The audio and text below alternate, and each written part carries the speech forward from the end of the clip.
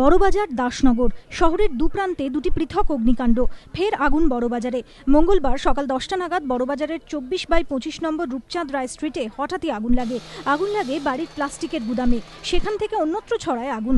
দমকলের 7টি ইঞ্জিন গিয়ে প্রায় 4.5 ঘন্টার চেষ্টায় আগুন নিয়ন্ত্রণে আনে। আগুন লাগার কারণ এখনও জানা যায়নি।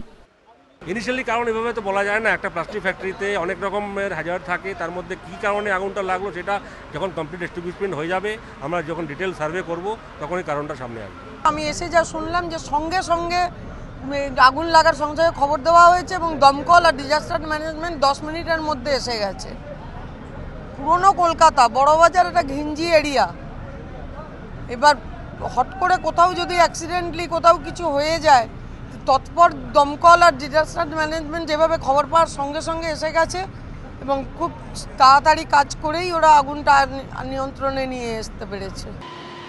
অপরদিকে এদিনই সকাল 7:30 নাগাদ হাওড়ার দাসনগরের বাইটিকুড়িতে একটি বৈদ্যুতিন সরঞ্জাম তৈরির কারখানায় আগুন লাগে।